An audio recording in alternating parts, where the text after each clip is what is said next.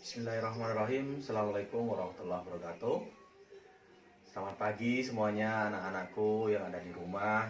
Ya, kita lanjutkan materi yang kedua kita dalam pembelajaran bahasa Madura, di mana kalian masih tetap belajar di rumah ya. Pembelajaran jarak jauh ini kita tidak bisa menentukan kapan berakhirnya. Ya.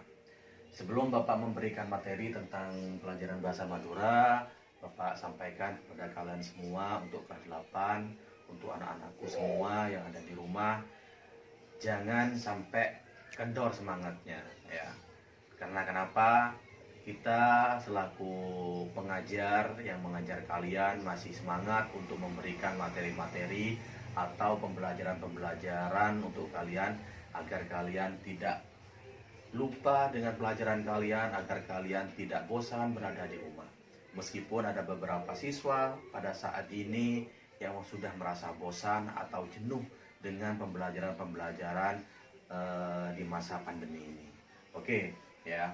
Saya memberikan materi kemarin ya tentang pembelajaran pertama bahasa Madura tentang cerita pendek ya. Cerita pendek di mana saya sudah memberikan buku paket kepada kalian untuk membacanya. Apa sih ya, yang dimaksud dengan cerita pendek itu ya.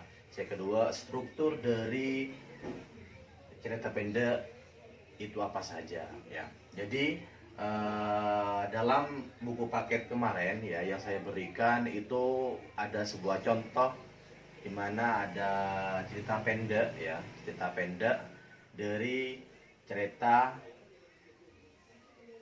suatu pulau ya, suatu pulau yang ada di Pulau Madura, yaitu yang disebut dengan Giliang, Pulau Giliang ya. Jadi dalam cerita tersebut, dalam sebuah kisah di sana menceritakan tentang Lanon Giliang ya. Mungkin kalian sudah membacanya buku paket yang saya berikan kemarin. Di sana terdapat sebuah cerita yang berjudul Lanon Giliang ya. Dan sekarang saya akan membahas tentang tokoh-tokoh yang ada di situ ya. Latar yang terdapat pada cerita tersebut ya.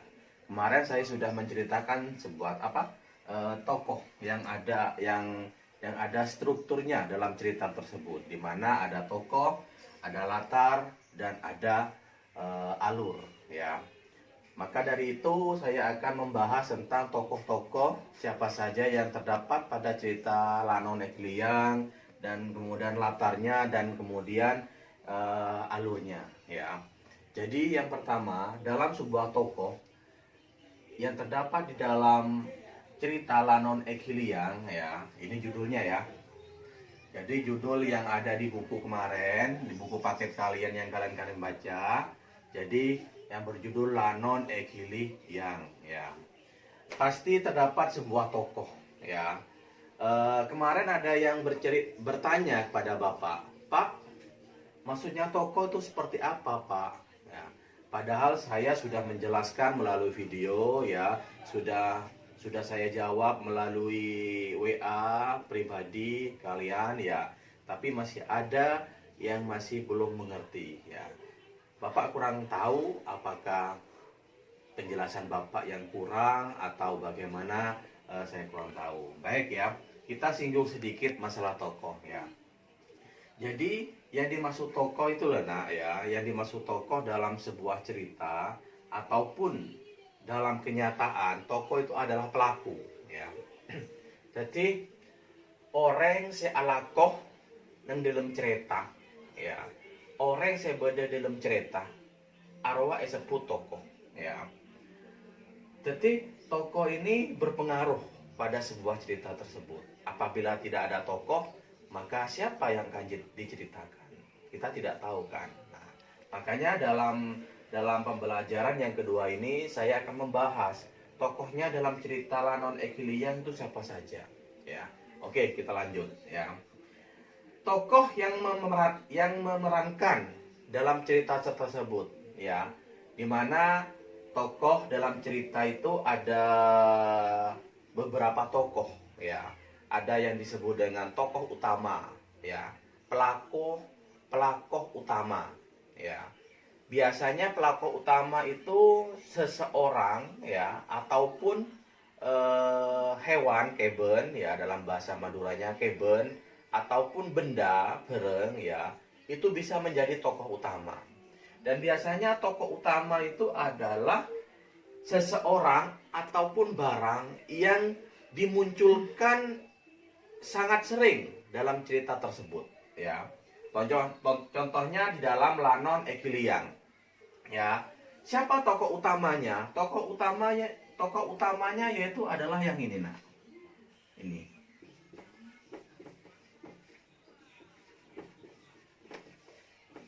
Tokoh utamanya adalah Daeng Masale, ya. Daeng Masale, kalian sudah mencerita. Siapa sih tokoh Daeng Masale itu? Daeng Masale itu dalam cerita Lanon Egiliang yaitu adalah seseorang yang berpengaruh besar pada saat itu, ya, yang berada di Giliang. Daeng Masale ini sedikit bercerita, ya, diutus, ya, oleh Rato Binter Saud dari Makassar, ya, dari kerajaan Makassar. Jadi diutus untuk pergi ke suatu pulau yang dinamakan Pulau Giliang, ya. Di sana Daeng Masale itu menjadi sebuah tokoh, ya, yang bisa memberikan kemakmuran atau kebahagiaan bagi warga-warga yang ada di sana. Oke, kita bukan menceritakan masalah itu, ya. Kita menceritakan tokohnya siapa saja, ya. Jadi tokoh yang utama pada cerita Lanon Egiliang itu adalah Daeng Masale, ya. Karena Daeng Masale ini sering diceritakan atau sering disebut pada cerita tersebut. Oke. Yang kedua yaitu adalah Kepala Lanon. Ya, Kepala Lanon ini adalah kepala, ya, kepala atau ketua. Ya, Lanon ini apa, Pak? Ya, Lanon kalau bahasa Indonesianya itu disebut dengan pembajak, ya, atau lebih kerennya sekarang itu adalah perampok, nah, ya, perampok, ya. Jadi Kepala Lanon itu disebut tokoh kedua, ya, tokoh kedua. Jadi tokoh kedua itu di bawahnya tokoh utama, ya. Yang ketiga yaitu adalah Lanon, Lanonnya, ya. Lanon, jadi Lanonnya itu adalah bawahannya, anak buahnya dari Kepala Lanon ini, ya. Jadi anak buahnya dari bajak laut tersebut, ya. Kemudian Rato Binter Saud dan Rato Sumenep, Reng-Oreng, ya, Ota Beberge, atau dalam bahasa Indonesianya itu disebut dengan masyarakat, ya. Dan yang terakhir adalah Lebelena Lanon atau keluarga dari Lanon yang ada di cerita tersebut. Jadi Bapak sebutkan dari semua tokoh yang ada di sini, ya, semuanya dari sini, dari atas, ya, itu adalah tokoh yang terdapat pada sebuah cerita Lanon Egiliang, ya. Ada berapa tokoh? Kalian bisa menghitung sendiri, ya. Ada Daeng Masale, ada Kepala Lanon, ada Lanon, Rato Binter Saud, ada Ratu Sumenep, ada Reng-Oreng atau Beberge, dan yang terakhir ada Lebelena Lanon. Jadi ada 1, 2, 3, 4, 5, 6, 7. Jadi ada 6 tokoh yang terdapat sebuah cerita tersebut, ya. Oke. Oh maaf ya, ada 7 ya barusan, ya. Iya. Ada 7, Bapak menyebutkan 6, ya. Jadi ada 7, ya. 1, 2, 3, 4, 5, 6, 7. Ada 7, ya. Baik, ya. Berikutnya yaitu adalah tentang latar, ya. Di situ sudah diterangkan kemarin apa sih yang disebut dengan latar atau setting, ya. Itu adalah tempat, kenangan, kejadian dari sebuah cerita tersebut, ya. Tempatnya itu di mana. Latar ini ada 2, ya. Kemarin sudah saya jelaskan latar, ya. Ada latar ada 2. Yang pertama itu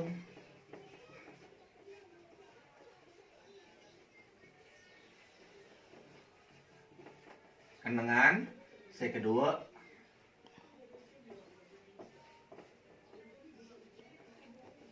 betok, ya. Jadi ada dua, beda latar kenangan, beda latar bekto. Ya. Jadi dalam sebuah cerita tersebut pasti tidak akan lepas dari yang namanya latar. Ya, ada tokoh, ada latar. Latar itu ada dua, ada kenangan, ada bekto. Tapi yang kalian perlu tahu ya, cerita dalam Lanon Ekliang itu latarnya itu semuanya mengenai dengan tempat ya. Yang saya tulis pada saat ini yaitu adalah tempat semua. Pak, bektonnya kapan, Pak? Di situ tidak dijelaskan. Ya. Dalam cerita tersebut tidak dijelaskan. Waktunya itu kapan? Ya. Biasanya kalau bercerita tentang waktu atau bekto itu diceritakan pada tahun berapa, ya, atau waktunya, jamnya berapa, ya. Di situ tidak ada. Tidak ada yang menerangkan tentang latar bekto. Tidak ada di cerita Lanon Ekliang. Semuanya menerangkan latar tentang kenangan. Jadi kenangan yang ada dalam cerita Lanon Ekliang itu ini ada beberapa tempat ya. 1, 2, 3, 4, 5. Ada 5 tempat ya. Ada 5 kenangan. Berlima kenangan. Jadi edima kenangan apa? Yang pertama Makassar. Ya. Di sana menerangkan tentang suatu tempat yang terdapat di Makassar. Dari mana sih Daeng Masale itu? Ya, ternyata Daeng Masale itu dari Makassar.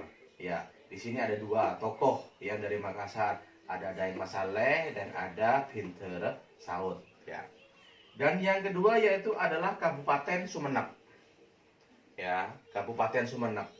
Kabupaten Sumeneb tempat dari sebuah pulau ya, yaitu yang dinamakan Pulau Giliang. Yang ketiga adalah pulau tersebut yang diceritakan dalam cerita pendek tersebut, yaitu Giliang, terus Palabuhan. Ya. Kemarin ada yang menjawab tentang ketika ditanyakan sebuah tempat. Ya. Ada yang bertanya, Pak, pelabuhan itu ada dua, Pak. Ada pelabuhan Bencamara. Itu bukan dua tempat, nak, melainkan satu tempat. Ya, Pelabuhan Bencamara itu adalah sebuah nama tempat pelabuhan, ya, dinamakan Pelabuhan Bencamara, ya, yang terdapat pada Pulau Giliang, ya. Jadi ada satu tempat, ya. Yang terakhir adalah Praonah Lanon, ya. Jadi latar yang ada di dalam cerita Giliang, ya, Lanon Giliang itu ada 5 tempat. Beda Makassar, Kabupaten Sumeneb, Giliang, Pelabuhan, Ben Paraonah, Lanon. Ya, oke. Yang terakhir yaitu adalah tentang alur. Ya, kenapa saya tidak menceritakan atau tidak menulis tentang alur di sini? Ya, karena yang saya lihat pada alur yang digunakan dalam cerita Lanon Giliang itu menggunakan alur maju mundur. Ya. Kalian bisa membacanya lagi cerita tentang Lanon Giliang. Kenapa kok menggunakan alur maju mundur? Dikarenakan di pertengahan cerita tersebut atau yang terdapat pada paragraf ketiga itu beberapa areh, ya, esetong areh. Berarti cerita tersebut kembali lagi pada masa yang kemarin, ya. Makanya menggunakan alur mundur dan alur maju, ya. Maka disebut dengan alur campuran, ya. Kalau menggunakan alur maju mundur berarti disebut dengan menggunakan alur campuran, menggunakan alur maju dan mundur seperti itu, ya. Mungkin hanya itu saja yang bisa Bapak sampaikan ya pada pertemuan yang kedua ini. Saya harap kalian bisa lebih semangat lagi ya. Jangan sampai di pertemuan yang pertama ya. Masih banyak sekali anak-anakku yang ada di rumah masih belum menyelesaikan tugasnya. Jadi Bapak harap jangan seperti pada pertemuan pertama ya. meskipun kita tidak bisa bertatap muka langsung, ya, dikarenakan adanya pandemi ini yang masih belum selesai, maka saya harap kalian tetap semangat, kalian tetap kerjakan tugas-tugas yang dari guru kalian, dan jangan sampai kalian tidak hadir ataupun tidak mengerjakan tugas yang diberikan oleh para guru kalian. Stop. Baik, pada pertemuan yang kedua ini ya, Bapak harap kalian tugasnya dikerjakan ya. Tugasnya kemarin kalian tentang mengerjakan atau menyebutkan tokohnya siapa saja yang ada di cerita tersebut. Sekarang tugasnya yaitu adalah gampang ya. Kalian tinggal membuka buku paket kalian pada halaman 9. Di situ ada pertanyaan-pertanyaan tentang dari cerita pendek Lanon Egeliang ya. Di situ ada 10 pertanyaan ya. Silahkan kalian jawab. Jawabannya otomatis ada di cerita tersebut ya. Ada di halaman 9 ya. Ada di halaman 9 di buku paket yang saya kirim ya. Sekaligus ini pemberian tugas untuk kalian langsung ya. Jadi tugas kalian langsung dibuka buku paket yang saya kirim kemarin, dan saya harap kalian tidak membohongi saya ya. Tidak membohongi saya. Jadi tugas kalian ditulis ya di buku tulis atau di buku tugas kalian masing-masing ya. Silahkan dijawab tanpa soal, langsung tulis jawabannya. Dan jangan lupa kalian memberikan nama kalian, nama lengkap ya. Bukan nama panggilan, melainkan nama lengkap, nomor absen kalian, dan kelas kalian ya. Jadi silahkan dikumpulkan melalui WA pribadi, jangan di grup ya. Langsung ke WA-nya Bapak ya. Kalian sudah tahu karena sudah ada di grup masing-masing ya. Mungkin hanya itu yang bisa saya sampaikan pada pertemuan yang kedua. Kita lanjut nanti pertemuan berikutnya. Mohon maaf apabila ada kata-kata yang kurang lancar ataupun kurang jelas ya, karena melalui video. Saya harap kalian bisa mengerti. Apabila belum mengerti, silahkan langsung japri Bapak ya melalui WA kalian ya. Mungkin hanya itu yang bisa saya sampaikan. Mohon maaf secara pribadi. Akhir kata, wassalamualaikum warahmatullahi wabarakatuh.